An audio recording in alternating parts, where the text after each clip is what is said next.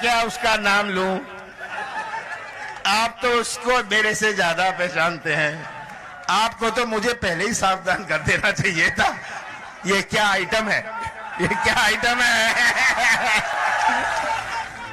तो ये है मध्य प्रदेश के पूर्व सीएम कमलनाथ की एक महिला के लिए अभद्र और अमर्यादित भाषा। ये महिला है कांग्रेस छोड़कर बीजेपी में शामिल हुई कैबिनेट मंत्री इमरती देवी। इन्हीं के लिए कमलनाथ आइटम शब्द का प्रयोग कर रहे हैं। और अब आप एक और बयान सुनिए। पता क्या उसकी माँ और बहन आइटम होगी बंगाल की, तो हमें ये पता थोड़ी है। उसकी माँ और बहन आइटम होंगी बंगाल की, तो हमें पता थोड़ा ही है। ये है इमरती देवी, जिन्होंने कमलनाथ को लेकर ये बयान दिया है। जी हाँ, कमलनाथ के बारे में बात करते हुए उनके आइटम वाले स्टेटमेंट का जवाब देते हुए इमरती देवी ने कमलनाथ की मां और बहन को आइटम कह दिया है। यानी कि मध्य प्रदेश में बवाल मान लीजिए कि अभी तो खत्म नहीं होने वाला है। कैबिनेट मंत्री इमरती देवी, जिनके खुद को आइटम कहे जाने पर आंसू रुक नहीं रहे थे, अब जब उन्होंने कमलनाथ की मां और बहन को आइटम कह लिया तो उन्हें शांति जरूर मिली होगी। लेकिन क्या अब कमलनाथ और खुद इमरती देवी की भाषा में किसी तरह का कोई अंतर रह गया है? क्योंकि कमलनाथ ने भी अगर अभद्र भाषा का प्रयोग किया तो फिर इमरती देवी ने भी तो वही भाषा इस्तेमाल कर ही ली। कमलनाथ की मां और बहन को आइटम कह दिया। कैबिनेट मंत्री इमरती देवी के इस वीडियो को कांग्रेस के टिकट पर लोकसभा चुनाव लड़ चुके प्रमोद कृष्णन ने लिखा।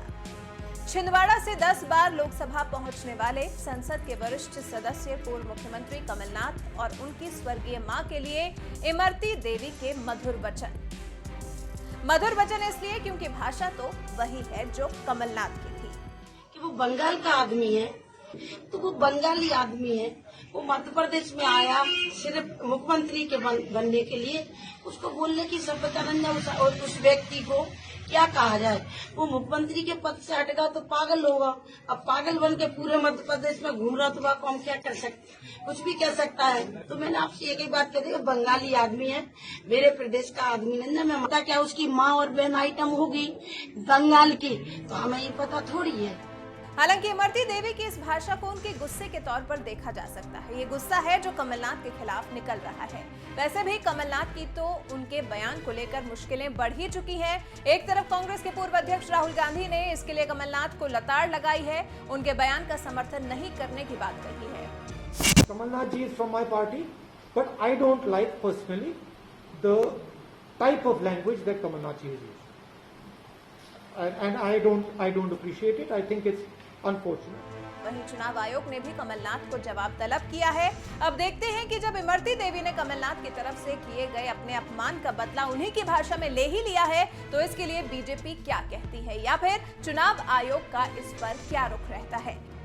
वैसे आप हमें कमेंट करके बताएं कि आपकी इस पर क्या राय है। क्या आपकी नजर में भी इमरती देवी ने जिस तरह से कमलनाथ से अपने अपमान का बदला लिया है वो सही है?